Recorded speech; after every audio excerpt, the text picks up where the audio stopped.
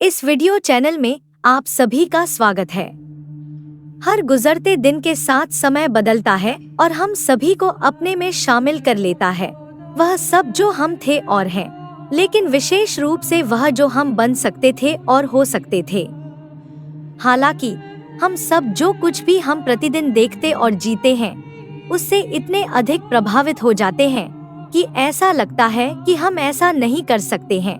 और कई बार तो ऐसा लगता है कि हम नए स्वर्ग और नई पृथ्वी से भी घिरना नहीं चाहते हैं, जो कि बनाना और निर्माण करना और अनदेखी दुनिया से अधिक और हमारे करीब देखना।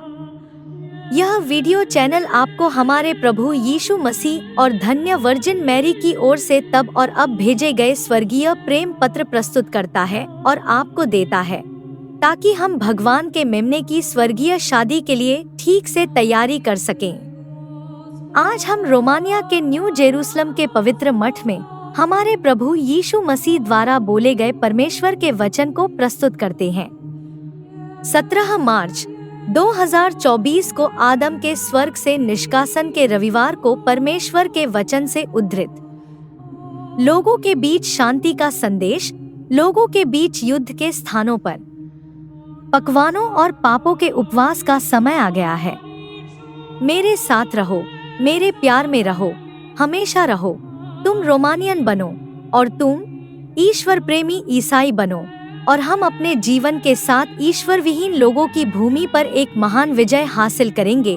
ओह, यह अधर्म महान है, यह बहुत है और यह बढ़ता है और पूरी पृथ्वी को कवर करता है। लेकिन मैं बिना रुके काम करता हूँ और मैं रूढ़िवादी ईसाई राष्ट्र के माध्यम से जीतने के लिए शब्द के माध्यम से काम करता हूँ, चाहे वह पृथ्वी पर कितने भी कम क्यों न हो, क्योंकि मैं भगवान कर सकता हूँ। और ईसाई भी उपवास और प्रार्थना के माध्यम से कर सकते हैं, जैसा कि मैंने कहा 2 साल पहले, ईसाइयों के लिए हजारों साल पहले, जिनके साथ मैं शैतान के नाम से शैतान को हराता हूँ और मेरे विरोधी को, जो मसीह विरोधी के नाम से छिपा हुआ है। ओह ईसाई बनो, ओह ईसाई बनो। मनुष्य ने स्वर्ग खो दिया है। मनुष्य ने स्वर्ग के नियम का पालन नहीं किया। उपवास और प्रार्थना, यही स्वर्ग का नियम है। हे पुत्रों, ईसाई कानून का पालन करो, क्योंकि यह स्वर्ग से टूटा हुआ है। एडम पूरी मानव जाति के लिए रोता है, बिना आराम के दर्द से रोता है और इस रविवार को मेरी ओर से रोता है। ईसाई धर्म में एडम को स्वर्ग से निष्कासित करने का आह्वान किया गया है और उसके बाद पूरी मानव जाति के लिए। लेकिन अब वह रोता है और कहता है, प्रभु आपके पास आ रहा है। ईसाई राष्ट्र उसके वचन पर विश्वास करने के लिए खुलें और आप मेरी ओर से मानव जाति के उद्धारकर्ता होंगे, और वह समय के अंत में आपके विश्वास के लिए आपको धन्यवाद देगा, जिसके साथ आप प्रभु को पृथ्वी पर लाएंगे। तथास्तु। ओह, पिता ने मुझे पृथ्वी पर आने के लिए, आदम के रोने को सांत्वना देने के लिए और मृतकों के निवास पर जाकर बंदियों को रिहा करने और मेरे पुनरुत्थान के साथ कई लोगों को पुनर्जीवित करने के लिए भेजा है। फिर मैंने अपने चर्च के माध्यम से एक पवित्र आदेश छोड़ा जो 2000 साल पुराना है, और मैं इसे पवित्र पिताओं के माध्यम से समृद्ध करता रहा, ताकि चर्च के माध्यम से उन लोगों के लिए प्रार्थना और उपवास किया जा सके जो अब पृथ्वी पर नहीं हैं और जो हैं अभी भी जा रहे हैं, और आज तक उनके लिए पृथ्वी पर पुकार के माध्यम से उन्हें मोक्ष और अनंत जीवन मिल सकता है। और देखो, मनुष्य को बचाने के कार्य के लिए स्वर्ग और पृथ्वी के बीच कितना महान संबंध है। और मैं, प्रभु, स्वर्ग की वस्तुओं की रक्षा करता हूँ और अपने झुंड के लिए बीच में खड़ा हूँ, और शैतान भगवान पर विजय नहीं पा सकता है, और वह अपने सभी सेवकों और उसके झूठ पर विजय प्राप्त करेगा, क्योंकि वह झूठ का पिता है और इसलिए गिर जाएगा, जैसा लिखा है।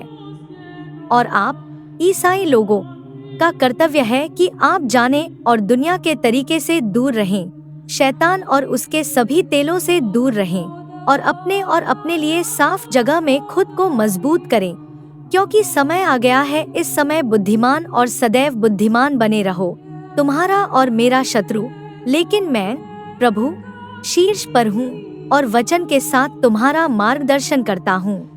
केवल तुम्हारे पास मुझ पर विश्वास करने और मुझे तुम्हारे सामने छोड़ने की इच्छा है, क्योंकि मैं प्रभु हूँ। हे ईसाई पुत्र, अब मुझे देश देश के लोगों पर और देश देश के लोगों के बीच युद्ध के स्थानों पर शांति का वचन बोलना है।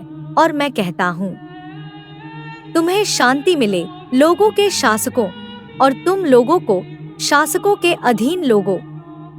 मैं प्रभु अपने स्वर्गदूतों को नियुक्त करता हूँ और उन्हें आपके कार्यों पर बल देता हूँ, क्योंकि आपकी योजनाएं मेरी तरह नहीं हैं। इसलिए मैं प्रभु उन लोगों के लिए जागता हूँ जो शांति चाहते हैं और जो भगवान पर भरोसा करते हैं। मैं काम करता हूँ, मैं लोगों से कहीं अधिक, और मैं स्वर्ग से उनसे कहता हूँ, आपको शांति मिले और हर युद्ध शांति से समाप्त हो। शांति परमेश्वर से आती है, मनुष्यों से नहीं। और तुम लोगों को जो युद्ध के लिए उकसाते हो, शांति तुम्हें और भी अधिक और अधिक दबाव से आती है।